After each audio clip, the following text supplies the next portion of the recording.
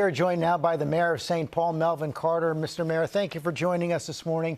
We've just seen these reports from across the country overnight. What was the situation in your city? The situation in our city continues to be an enormous amount of rage and frustration.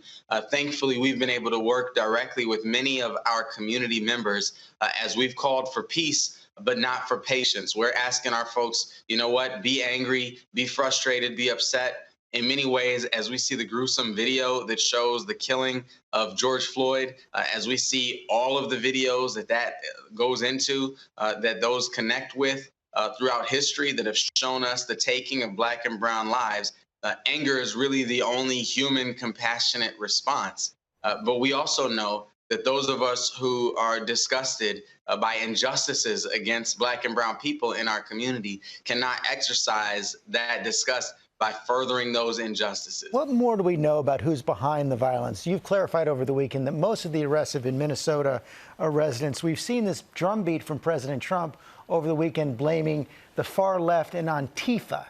There are clearly people coming in from outside of our community, but here's the thing. I think the more important thing that we have to focus on is that all of this activity, all of this action, all of this unrest, all of this destruction is taking our focus away from where it should rightfully be. We should be having a conversation in America that's centered on the fact that George Floyd ought to still be alive, that all four of those officers need to be held accountable. As you saw the police chief in Minneapolis say, he doesn't see any difference between what those other three officers did and what Officer Chauvin did, that all four of those officers are complicit in his death. And we ought to be having a conversation about the fact that we have deep, soul-searching work to do in our country to make sure that this pattern stops. President Trump has not yet made a formal address to the nation on this crisis.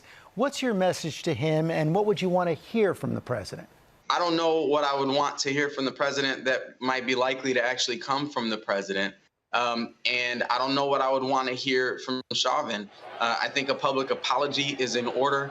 But like I said, more so, I think we need to continue to hear from all of these people who are in our communities, in our neighborhoods, in our streets. Our call is for all of these young folks, all of the folks who are angry about this, all of the folks who just cannot rest while these types of injustices are committed against our community, to channel that energy. And you know what? If we channel this energy into voting, if we channel this energy into running for office, if we channel this energy into dismantling the legal, the judicial, all of the, covenants written into police union contracts that make it so difficult to hold people accountable for the taking of Black lives, we really can change the course of our country forever. Mr. Mayor, thank you for your time this morning. Thank you for having me on.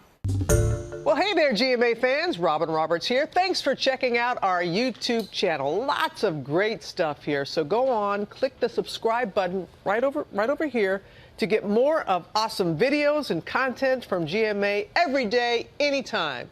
We thank you for watching, and we'll see you in the morning on GMA.